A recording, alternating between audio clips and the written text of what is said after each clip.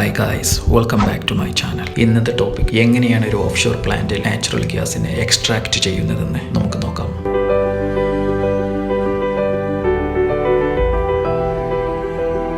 നിങ്ങളിപ്പോൾ കാണുന്നതാണ് ഒരു ഓഫ്ഷോർ പ്ലാന്റ്. ആ പ്ലാന്റിൽ 3 സെക്ഷനായിട്ട് നിങ്ങൾക്ക് കാണാൻ പറ്റും. 1 helicopter pad section, 2 crane section, 3 torch section എന്നിങ്ങനെ 3ആയിട്ട് നിങ്ങൾക്ക് ലേബൽ ചെയ്തത് കാണാവുന്നതാണ്.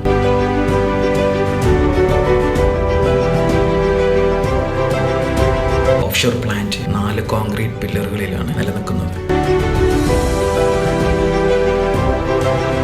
എസ്കേപ്പിംഗ് ഗ്യാസിനെ ബേൺ ചെയ്യിപ്പിക്കുന്നതിന് വേണ്ടിയിട്ടാണ് ടോർച്ച് യൂസ് ചെയ്യുന്നത്.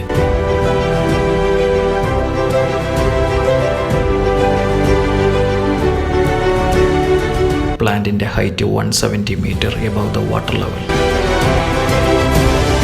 പ്ലാന്റിന്റെ വെയിറ്റ് 6,56,000 ടൺ.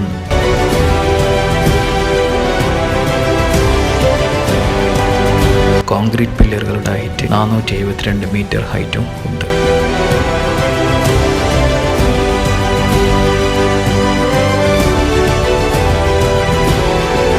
കോൺക്രീറ്റ് പില്ലറുകളുടെ അടി സക്ഷൻ സിലിണ്ടേഴ്സ് ചുറ്റുമായിട്ട് പ്രസ് ചെയ്ത് വെച്ചിരിക്കുന്നു. ഏകദേശം 35 മീറ്ററോളം താഴ്ചയിൽ പ്രസ് ചെയ്ത് വെച്ചിട്ടുണ്ട്.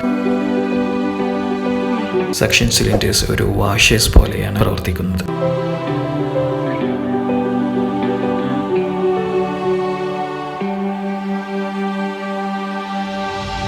ഭൂമിയുടെ അറകളിലെ ഷെൽ റോക്കുകളിലാണ് ഗ്യാസ് കാണപ്പെടുന്നത്. അത് എത്തുന്നത് വരെ ഡ്രിൽ ചെയ്യപ്പെടുന്നത്.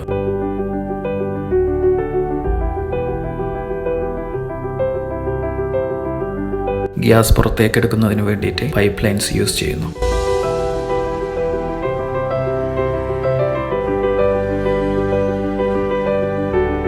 പിന്നീട് ഹൈ പ്രഷർ യൂസ് ചെയ്ത് ഗ്യാസിനെ സർഫസിലേക്ക് ബ്രിങ് ചെയ്തെടുക്കുന്നു.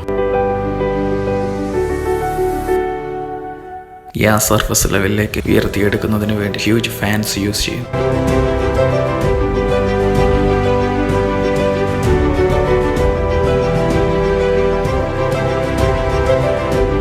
അപ്രോക്സിമേറ്റ്ലി 3000 km/h സ്പീഡിലാണ് ഗ്യാസ് പൈപ്പിലൂടെ മൂവ് ചെയ്യുന്നത്. ഏകദേശം 200 കിലോമീറ്ററോളം ഓൺഷോർ പ്ലാന്റിലേക്ക് പൈപ്പിലൂടെ ഗ്യാസ് റണ്ണിങ് ചെയ്യുന്നു.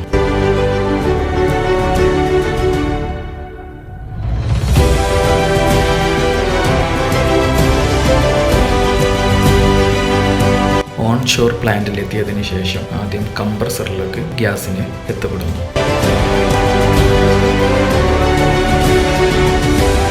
കംപ്രസറിൽ വെച്ച് കൂൾ ഗ്യാസിനെ കംപ്രസ് ചെയ്യപ്പെടുന്നു. വോളിയം സ്വാഭാവികമായിട്ടും റിഡക്ഷൻ ചെയ്യുന്നതിനാൽ ടെമ്പറേച്ചർ ഇൻക്രീസ്ഡ് ആകുന്നു. ഹൈ ടെമ്പറേച്ചറിലേക്ക് മാറുന്നു. പിന്നീട് അത് ഹീറ്റ് ട്രാൻസ്ഫറിലൂടെ ടെമ്പറേച്ചറിനെ ചേഞ്ചിങ് വരുത്തി കൂൾ ലിക്വിഡായി മാറുന്നു.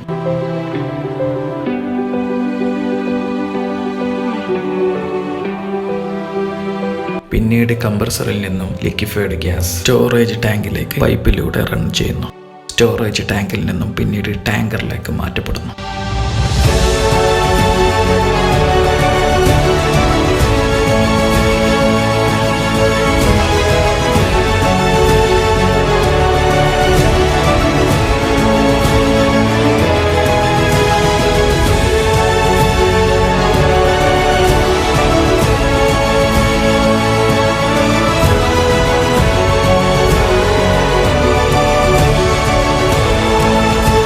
നെക്സ്റ്റ് വീഡിയോയുമായി നമുക്ക് വീണ്ടും കാണാം. ബൈ.